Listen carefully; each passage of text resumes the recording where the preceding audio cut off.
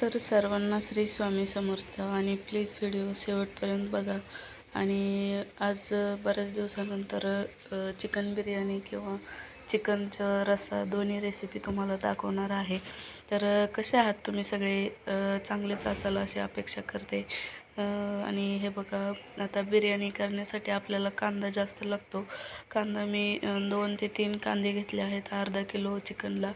आणि हे बघा, अशा प्रकारे गुलाबी होईपर्यंत फ्राय करून घ्यायचे आहेत. आणि चिकन मॅरिनेट करताना आपल्याला त्याच्यामध्ये दही, लसूण अद्रक पेस्ट आणि कोथिंबीर आणि पुदिना एकदम बेस्ट बरं का त्याच्यामध्ये. हे बघा, असं मॅरिनेट मी करून ठेवलेलं आहे. जेवढं जास्त ते मुरेल ना तेवढी बिर्याणी टेस्टी होते. आणि हे बघा, आता मी तो तळलेला कांदा त्याच्यामध्येच टाकून घेत आहे. आणि कोथिंबीर आणि पुदिनाही त्यातच टाकून मिक्स करून ठेवणार आहे तासभर तरी निदान. तर बरेच दिवस झालं बिर्याणी केली नव्हती आणि तुमच्यासोबतही शेअर केली नव्हती, म्हणून म्हटलं चला शेअर करावी तुमच्यासोबत. तर कसा वाटतो माझा व्हिडिओ नक्की कमेंट करत जा. आणि चॅनल माझं जर व्हिडिओ आवडत असतील तर चॅनलला सबस्क्राईब करा. आणि हे बघा, त्यानंतर आता फोडणी द्यायला घेत आहे. तर त्यासाठी हे कच्चे मसाले सगळे घेतलेले आहे. तेजपत्ता, काळी मिरी, हे काय बोलतात त्याला मला कमेंटमध्ये सांगा. मोठी इलायची वगैरे सगळंच. आणि आता मी ही कुकरमध्ये बनवत आहे, झटपट आपली तयार होणारी. कारण मला पातेल्यात तर जमतच नाही अशी. कुकरमध्ये हे बघा, आता तेल टाकून घेतलं आहे आणि तेजपत्ता टाकला आणि ते कच्चे मसाले सगळे टाकले आहेत. आणि त्यानंतर आपण चिकन मॅरिनेट केलेलं आहे ते टाकून घेत आहे. तर मुलांना माझ्या बिर्याणी खूप आवडते, त्याच्यामुळं मी बनवते. 2 आठवड्यातून एकदा असतेच बरं का. आणि हे बघा, अशा प्रकारे हलवून घेतलं आणि थोडा वेळ 5-10 मिनटं त्याला आतून पाणी सुटेपर्यंत त्याच्यावरती ताट ठेवून हे केलं आहे. आणि त्यानंतर लगेच झाकण लावलं आहे. आणि कुकरला ते चिकन 2 शिट्ट्या करून घेईपर्यंत इकडं कुकर लावलं की पटकन इकडं तांदूळ आपले धुवून घ्यायचे आणि पाण्यात भिजायला टाकायचे. तर हे माझ्याकडून तुम्हाला टिप आहे, कारण असं केल्यामुळे बिर्याणी एकदम सुटसुटीत होते.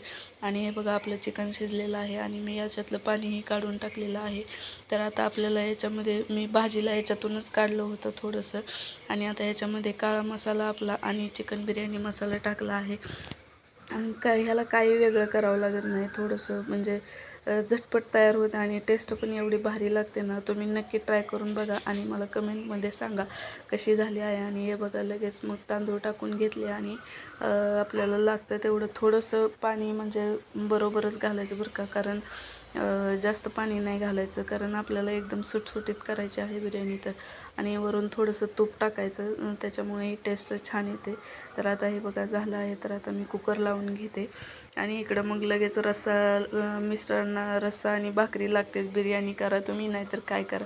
त्याच्यामुळे मग थोडंसं मी त्यातलंच चिकन बाजूला काढलं होतं. आणि आता हे रस्स्यासाठी आपलं खोबऱ्याचं, लसूण अद्रकचं वाटण आहे ते टाकलं आणि चिकन मसाला टाकला, काळा मसाला टाकला आपला. ही तर तुम्हाला रेसिपी माहीतच आहे. तर अशा प्रकारे हा रस्सा बनवला मिस्टरांसाठी, कारण त्यांना नुसता भातावर त्यांचं पोट भरत नाही, त्याच्यामुळे मला हे करायलाच लागतं रस्सा आणि भाकरी किती जरी काही झालं तरी. आणि हे बघा, अशा प्रकारे आपला मस्त झणझणीत रस्सा तयार झाला आहे. तर कसा वाटला तुम्हाला कमेंट करा आणि प्लीज चॅनलला सबस्क्राईब करा माझ्या. तर हे बघा, आपली बिर्याणी बनून तयार आहे. हे बघा किती सुटसुटीत होते एकदम.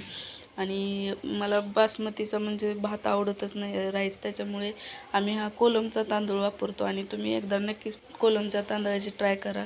हे बघा किती सुटसुटीत आणि एकदम रेस्टॉरंट स्टाईल झालेली आहे. आणि त्याचं म्हणजे टेस्टही एवढी भारी येते ना.